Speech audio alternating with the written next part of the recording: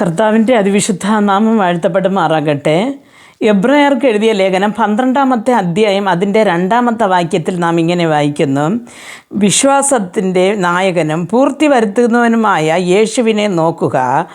തൻ്റെ മുൻപിൽ വച്ചിരുന്ന സന്തോഷം ഓർത്ത് അവൻ അപമാനം അലക്ഷ്യമാക്കി ക്രൂശിനെ സഹിക്കുകയും ദൈവസിംഹാസനത്തിൻ്റെ വലത്ത് ഭാഗത്ത് ഇരിക്കുകയും ചെയ്തു എന്ന് കാണുന്നു. പ്രിയ ദൈവമക്കളെ, അപ്പം യേശുക്രിസ്തു തനിക്ക് മുമ്പ് വച്ചിരിക്കുന്ന സന്തോഷത്തെ ഓർത്താണ് ആ ക്രൂശിനെ വഹിച്ചതെന്നാണ് വചനം പറയുന്നത്.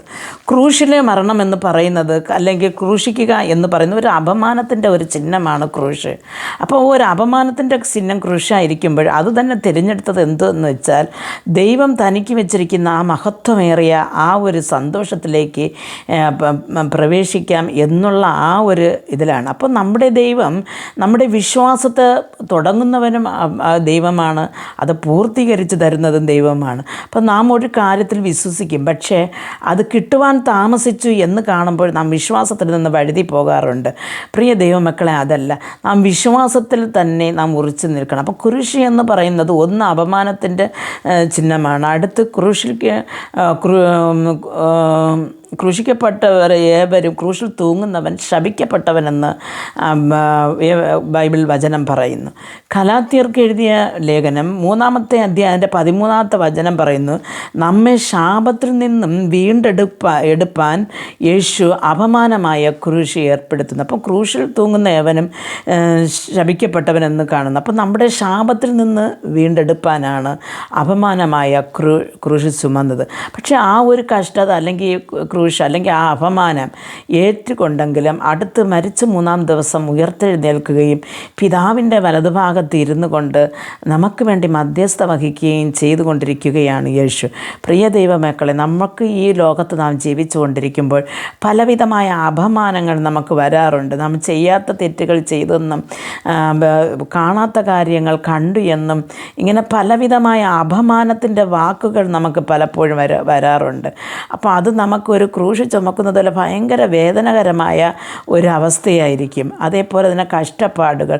അപ്പോൾ ഏതൊരു കഷ്ടം നാം കിട്ടുമെന്ന് വിചാരിക്കുന്നത് കിട്ടത്തില്ല, അല്ലെങ്കിൽ നമുക്ക് നടക്കുമെന്ന് വിചാരിക്കുന്ന കാര്യം നടക്കത്തില്ല. വർഷങ്ങളോളം ആയാലും ചില കാര്യങ്ങൾക്ക് നമ്മൾ ആഗ്രഹിച്ച് പ്രാർത്ഥിച്ചു കൊണ്ടിരുന്നാലും അതിൻ്റെ മറുപടി ഒന്ന് കണ്ടു കിട്ടാൻ സാധിക്കത്തില്ല. അപ്പോൾ ഇങ്ങനെയൊക്കെ വരുന്ന സമയത്ത് ആ വിശ്വാസത്തിൻ്റെ നായകനായ യേശുവിനെയും ആ ഒരു ക്രൂശ് മരണത്തെയും യേശു ചിന്തിച്ചതുപോലെ ആ ഒരു സ്വർഗീയ ഒരു മഹിമകളെക്കുറിച്ചും നാം ആലോചിച്ച് സന്തോഷമായിട്ടിരുന്നാൽ നിർബന്ധമായിട്ടും ദൈവത്തോടു കൂടെ നമുക്ക് ഇരിക്കുവാൻ കഴിയും.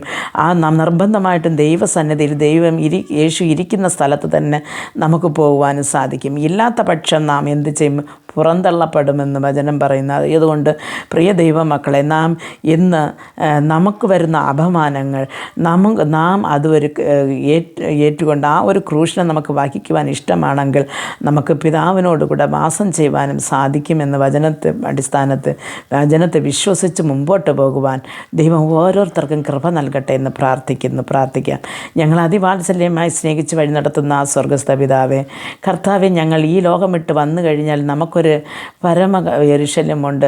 ആ ഒരു പരമ ഹാനാനിൽ കർത്താവെ ഞങ്ങൾ അവിടെ സന്തോഷമായി വാഴാം, അവിടെ നല്ലൊരു ജീവിതം നമുക്കുണ്ടെന്നും ബൈബിൾ പറയുമ്പോൾ ഞങ്ങളത് വിശ്വസിക്കുകയും ഈ ലോക കഷ്ടതകളും പാടുകളും ഒന്നുമില്ല എന്നും ഈ ലോകത്ത് ഞങ്ങളെ എത്ര തന്നെ അപമാനിച്ചാലും കർത്താവ് അപമാനം ഒന്നും ഇനി വരുന്ന ആ ഒരു മഹിമയെ ഓർക്കുമ്പോൾ അതൊന്നും സാരമില്ല എന്ന് എല്ലാം തള്ളിക്കൊണ്ട് മുമ്പോട്ട് ജീവിപ്പാൻ ഓരോരുത്തർക്കും കൃപ നൽകണമേ എന്ന് പ്രാർത്ഥിക്കുന്നു.